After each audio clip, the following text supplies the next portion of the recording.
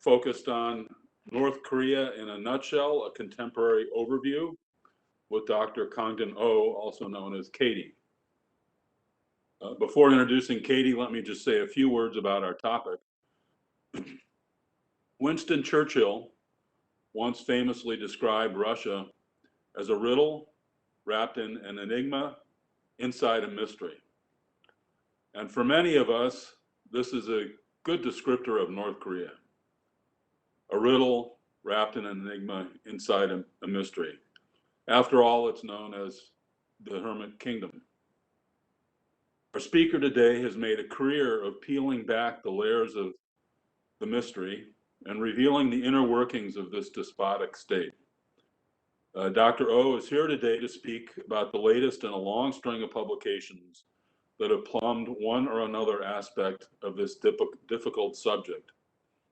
With her co-author, Ralph Hassig, she's crafted a revealing history of the DPRK from its founding in 1948 to today, and also of the history of the King family dynasty. But the book is more than a work of history. It also looks to the future with the argument that North Korea is destined for major changes.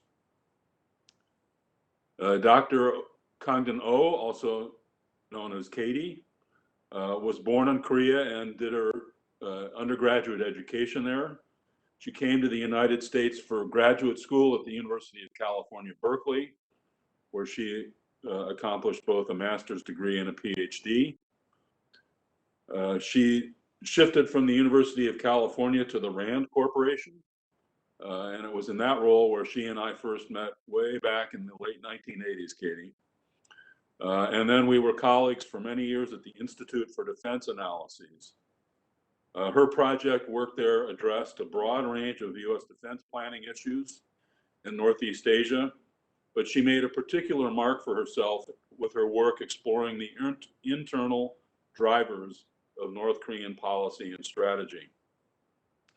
And during her long tenure at IDA, which ran from 1997 to earlier this year, she was also a non-resident senior fellow at the Brookings Institution and a lecturer in the Elliott School of International Studies at George Washington University. She's a prolific author.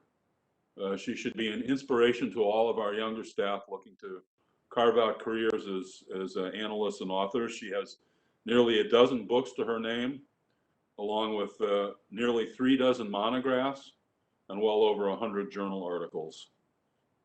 Katy, thank you so much for joining us today. Before I turn it over to you, let me review the rules with the group. Katy will make some introductory remarks of 30 to 45 minutes to set out the main arguments from her book. Then we'll open up the discussion to the group. And please indicate your desire to join that discussion by raising your hand electronically or sending me a message in the chat function. Katy, thanks so much for joining us today. Thanks for making the time. Thank you for your leadership on these issues. Over to you. Thank you, Brad, and for such a kind introduction. As a matter of fact, Brad captured what I have been doing, and also my books are revealing. I almost say, hi, everybody, hello, I can leave now, and we can just have a nice conversation over the wine. But I have to present my views on North Korea. And I also would like to express my appreciation to Katy Thomas, who set up the WebEx forum for me. It was not that easy to manage all this technical stuff, but she helped me greatly.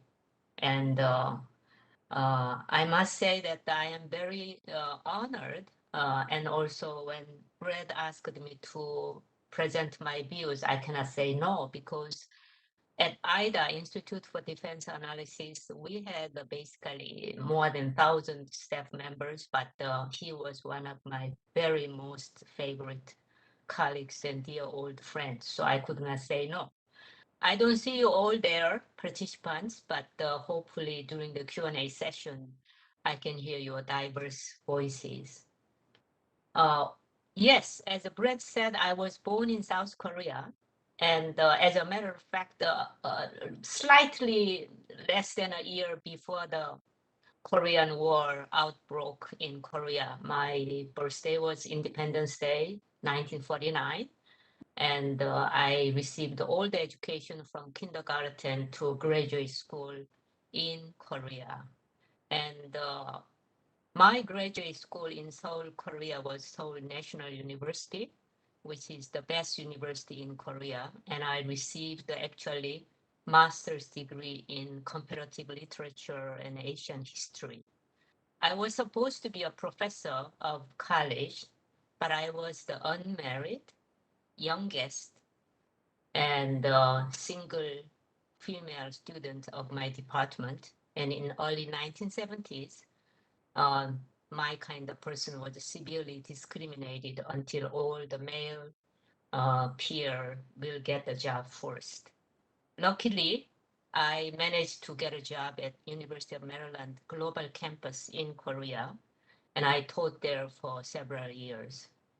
Many of my friends asked me to go to the United States to get a PhD degree in Asian politics and international relations. So how did I become actually specialist on North Korea? It was almost like accidental tourist. When I was working there, the best university professor of political science was Dr. Robert Scalapino, and he was the earliest pioneer on North Korean studies in the early 1980s. And he discovered I was bilingual, so he asked me to work for him as a research assistant, basically reading all the materials published in North Korea and write reports regularly for him. Let me tell you one thing. After reading Kim Il-sung books and North Korean daily newspapers and journals, for the first time, I discovered that actually reading can be a real torture. But I love the research assistant funding, and I kept working. As Brett said, I joined the RAND Corporation, and my first research task given by the political science department director was the understanding North Korean politics, especially succession politics, from Kim Il-sung, the founder of North Korea, to his son. And I did a good work. And when my report was published and distributed among 400 US policymakers, I was instantly become a new voice and new rising star stature in North Korean studies. But let me admit that I was actually benefited from three factors to be a real good North Korean specialist. First, my parents were born in the North, and during the colonial period, they lived in China. When Korea was liberated, they came down to the South. And my parents' home was the gathering place of all the intellectuals who fled North Korea. And as the most beloved child of my daughter, I joined their dinner conversations. I listened to them. I learned about North Korean life and society. But most importantly, I learned how to speak North Korean dialects. So later, when I become a North Korean specialist, and when I interviewed numerous North Korean defectors, this linguistic ability really made my life easy and effective. Second, I grew up in South Korea, and today South Korea looks even better, slightly better than Washington, D.C. in terms of metro management and garbage collection and cleanliness of the city and the beautiful Michelin 3-star loaded restaurant districts. But when I was growing up, South Korea was dirty poor, and it was nasty, dirty politics. All the civilian military officials and officers were rotten and corrupt. In a sense, it was a kind of like a soft authoritarian dictatorial regime, very similar to early days of North Korea. Growing up in that society, my observation of the South Korean elite and then the power politics. I learned quite a lot. And later, when I become a North Korean specialist, I began to apply my memories and knowledge about South Korea to North Korean analysis, which was incredibly beneficial for me to understand human nature, power elite structure relationship, and also the behavioral pattern of the chosen elites of the North Korean society. Lastly, a lot of people try to become a North Korean specialist, and particularly younger generations ask me, Katy, how did you become a specialist? Is there any shortcut or the quick path that we can take? And I stare at them and I basically saying, I will introduce a story. If you put into a dark cave with no light coming in, at first you are virtually blind and deaf. But gradually your senses and eyes will open and will grasp the inside reality of the cave.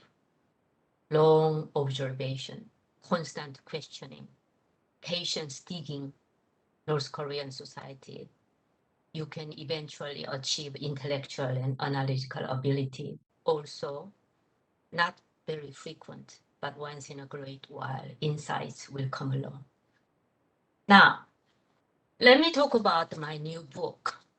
Before talking about my new book's main content, this is not my first book. This is me and my research partner, who is a social psychologist, Dr. Ralph Hassig. And this is our number 4 book. And incidentally, this Dr. Ralph Hassig happened to be my beloved husband. So we are a very good couple as authors. And the first book was titled The North Korea Through the Looking Glass, published by Brookings in 2000. That book's message was crystal clear. North Korea is a strange land, but also, in a sense, kind of like reflecting the other side of the through the looking glass. You just imagine maybe one of the communist states, but when you looking into the North Korean society, it's very different. Hence the title North Korea Through the Looking Glass from the classic book of Alice in Wonderland. And at the concluding chapter, the current president of Council on Foreign Relations, Richard Haas, was the vice president at Brookings. Katy, you should put a policy suggestion chapter as a concluding chapter. Okay, and our conclusion is that only by delivering information and truth to the North Korean people that they can make their own transformation and improving of their society. Not other things will work. In any way, that book was a big hit too. And then we wrote the second book. Second book was mainly stimulated by the Arab Springs and then changing global situation. Even the small country devastated, stood up against the dictatorship and coups, revolution, military is going on. North Korea is quiet. A lot of people asking me, what's going on? What do people think there? Do they have a brain? Do they have any mentality? Do they have any ideology? So we decided to write a new book. That book titled The Hidden People of North Korea. The daily life, everyday life of the Hermit Kingdom. The book was thoroughly relied on the vivid testimony of numerous defectors. In the late 1990s, and then early 2000, a lot of people, tens of thousands of people ended up to be in South Korea. And these defectors from North Korea basically told us a new people-led economy was emerging against the will of the regime. And that book basically described the daily life of North Korean people, people-centered book we wrote. And when Kim Jong-il, the current leader's father, passed away, our publisher asked us to revise fully, adding the Kim Jong-un chapter. So we wrote the second edition. Now that this new book, North Korea in a Nutshell, was sort of like almost our reaction toward the last 4 years of devastated American super politics. I thought that I wrote the good enough books and articles and educated enough American policymakers and high-rank officials, congressional leaders, but wow, the basis of knowledge of North Korea, particularly internal North Korea, was so shallow. So based on the last 30 plus years of observation of North Korea, we decided to cover everything. It has basically 9 chapters, introduction and the following chapters, and concluding chapters. And it covers basically about 50 topics. So basically, if you are interested in who is, by the way, Kim Yo-jong, Kim Jong-un's younger sister, and if you see the index, you can quickly find out some basic nuggets about her life and career very easily. And I must confess that this book, basically, we implicitly indicates that America has been preoccupied with the nuclear and missile developments. As early as 1994, if I remember clearly, to the Pentagon high-rank officials, when I was employed by RAND, I gave executive briefing.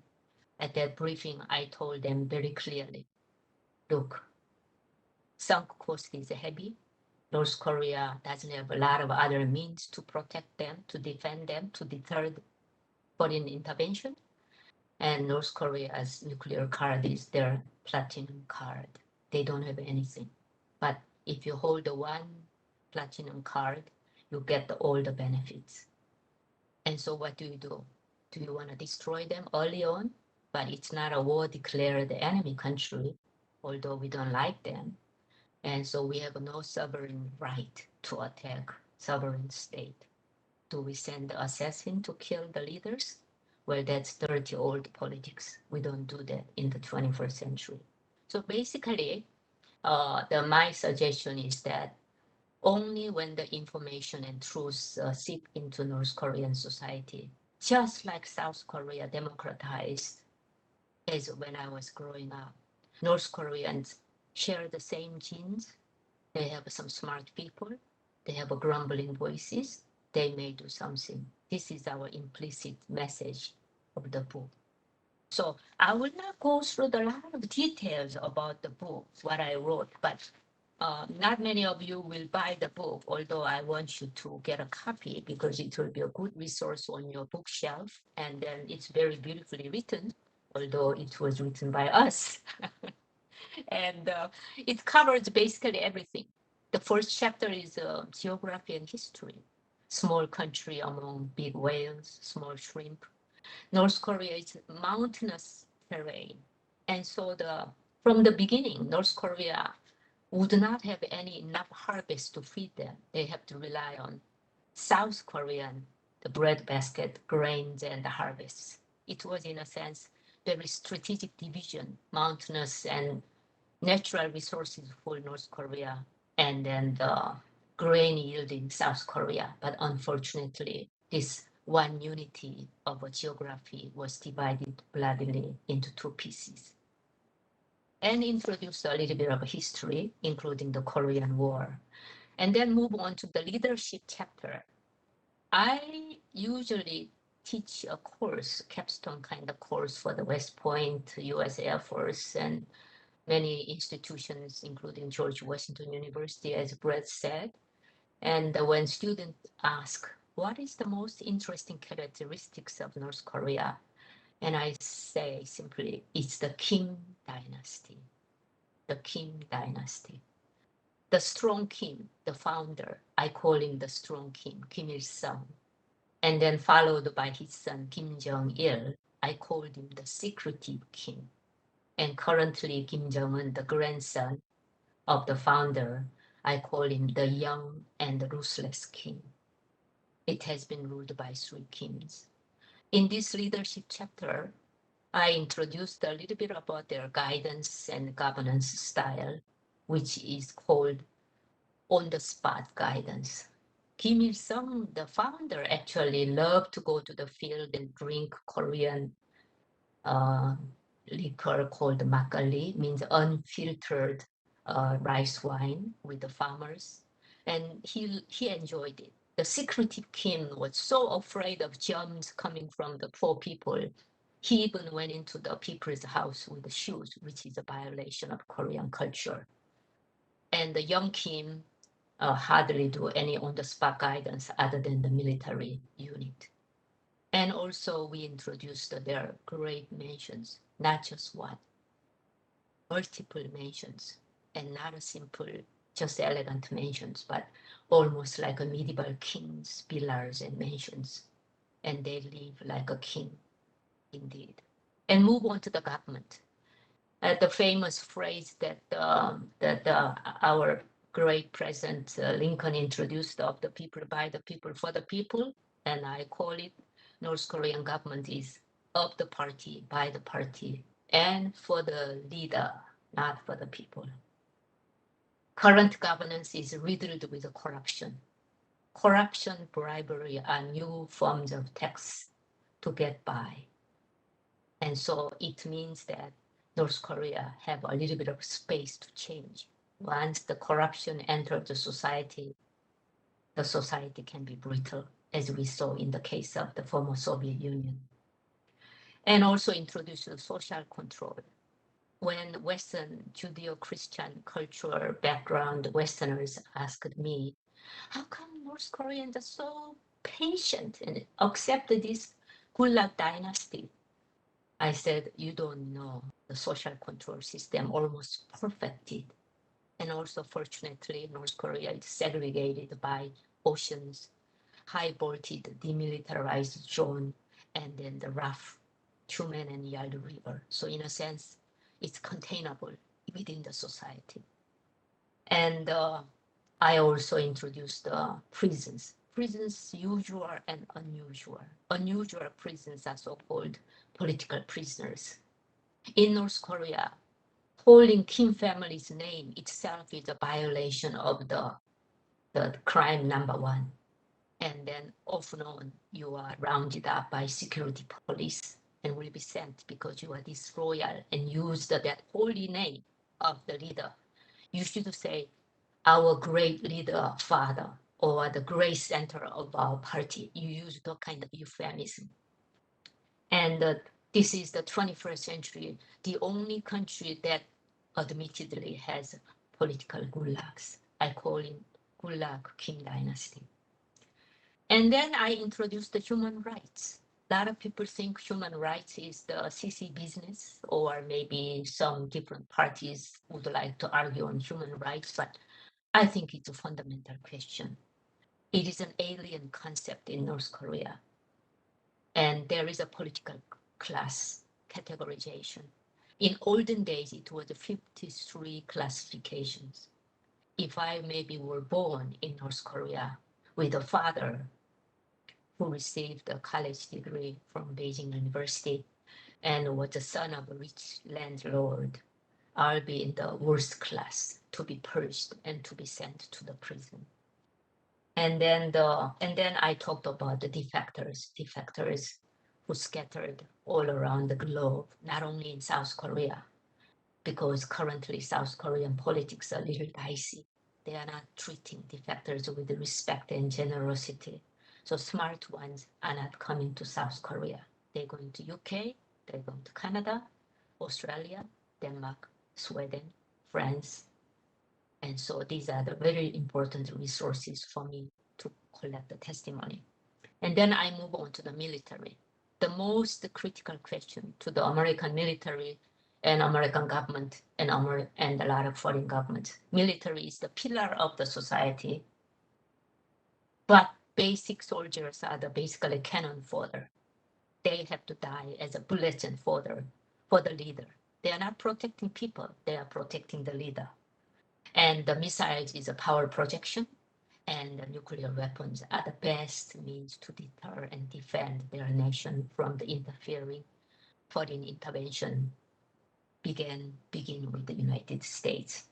And move on to the foreign relations. Foreign relations of a hermit kingdom is relatively simple. They want total independence. They want total isolation. And at the same time, they want everything for free. In a sense, it's kind of like a very mixed foreign policy. And there is a debate going on inside the US, particularly in capital city, Washington, D.C., among experts. Is China can do something in denuclearization, or what is China's role? And off and on, I say, look, I actually did interview the real North Koreans, not the defectors, because I went to China in the border area. And in the border area, there are a lot of trading shops, restaurants, bars managed by North Koreans with joint venture with the Chinese money. I interviewed the serving crews there. And then when I asked, which country do you detest most out of 6 countries, including your country? All these workers and traders told me China. Would like to have an arm's distance from the dragon, who is twisting their arm occasionally without the sharing goodies with them. And number 1 enemy is the United States. Number 2 enemy is Japan, and followed by South Korea. You know, sometimes strategically, I would like to tell some of the smart North Korean officials whom I happened to meet in UN, Washington, D.C., Japan, Scandinavian countries. You know, just being so nice to South Korea, you can achieve a lot of things. You can get a lot of free goods from South Korea. South Koreans will be so happy to share their technological and economic advancement with the poor relatives in the North. And yet, why are they so denouncing South Korea? Simple reason. South Korea is a stooges behind the American enemy. And so we hate more than anybody else. And move on to the economy.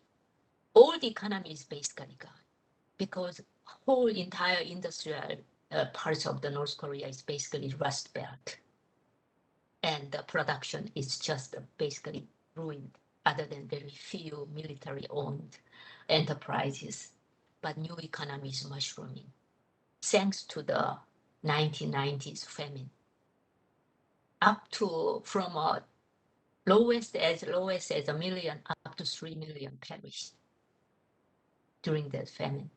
Famine awoke North Koreans. Aha, we are no longer communist socialist state. That state is giving the free rice bowl for us as long as we work hard. We die unless we create something. They become creative, new capitalists, and this so-called people-led illegal economy mushrooming. And today in North Korea, there are quite a lot of numbers of rich people. It is fascinating. And of course, government try to collect the money from them for nothing. How do they do that? By choosing scapegoats, executing them, giving them fear and threat, and the money will come in. I interviewed one time a trader who actually very rich, owned a shoe factory in Hungary. He defected to South Korea not because his life is miserable, but because the more he make a profit, the state would like to have a more tax bribery. First 15%, next 25%, next 35%, next 50%, next 70%. What do you have left over? He decided to come to South Korea. And 2 last chapters are very interesting chapters that new economy created. One chapter is called the transportation and communication. These 2 are the basic means for the capitalistic life and practice. Transportation system in North Korea totally ruined. 2-hour ride of a normal train speed will take sometimes a whole day. And so people have to find other mode of transportation. What are they? Military vehicles. Collectively, they buy the used cars, Benz, and these are the transportation for from A to place B, trading places. Communication. Now, more than 4.5 million North Koreans have cellular phones. I cannot talk to them from here, America, Northern Virginia, to North Korea directly. But I call South Korea, and South Koreans call to the border of China, and China border call inside North Korea. I sometimes have a communication. It's information society now. And younger generations is now learning about South Korean technology, South Korean culture, music, everything. And finally, culture and life.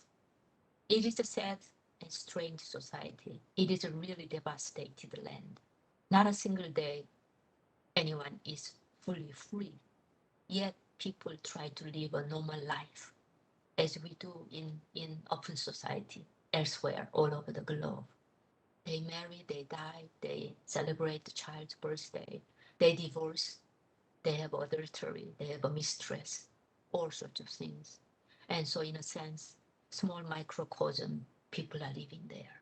And they are aware of now, North Korea is not a paradise on earth, but maybe closer to a hell on earth. Now, I would like to end my introduction of book. Basically, North Korea cannot continue on like this indefinitely at all. The leader treats even the closest associates harsh. You know that, right? He killed even his uncle, killed his stepbrother, killed so many militaries and purged them. The gap widening between elite and the 24 million North Korean population. Elite, more or less, I dumped as about 1 million, maybe a little less than that. 1 million versus 24 million. Ordinary poor people try to ignore both the leader, which is Kim, and then appointed officials. They try to live their own life. They pretend that they are loyal to the regime, but they are seeking for different life. So information is seeping through for some reason, as I said, through the cellular phone, through the contact of defectors scattered all over the world, and they deliver news to their families and friends inside North Korea. And then even samidats, that the underground literature is existing to describe by the very well-known inside North Korean author to describe North Korean reality. So if the current leader, Kim Jong-un, is to extend his reign, he should have a healthy, normal, long life to groom a successor. If he suddenly dies, not by other means, but by his own health, or in some reason incapacitated, suddenly without naming a solid successor, not a girl, but a boy, the country will dissolve into chaos pretty quickly. And so it's a very grim depiction, but I would like to add one last point. I left Institute for Defense Analysis in mid-March voluntarily. At IDA, we don't have any retirement age, very nicely. Some people, 3 of them, I was told, stretched out in their room and then went to the emergency and died. They worked until 82, 85, 59, something like that. All 3 of them happily died inside their office. But the reason that I left IDA is that I have highest clearance, security clearance. I am not very free to speak my mind. I cannot have an interview. Maybe even this Lawrence Livermore respectable national government laboratory, if I speak, I need about 3 permissions from the vice president, senior counsel, legal counsel. I don't need that kind of nonsense. I decided it's time for me to engage with global defectors, human rights activists, policy leaders, whom I invested in terms of a human relationship for the last 40 years. I want to harvest my relationship, working toward the North Korean transformation, information delivery, and then eventual emancipation of North Koreans of 24 million from the Gulag dynasty. And that's the reason why I wrote the book and I quit the job. And I want you to buy my book. Thank you.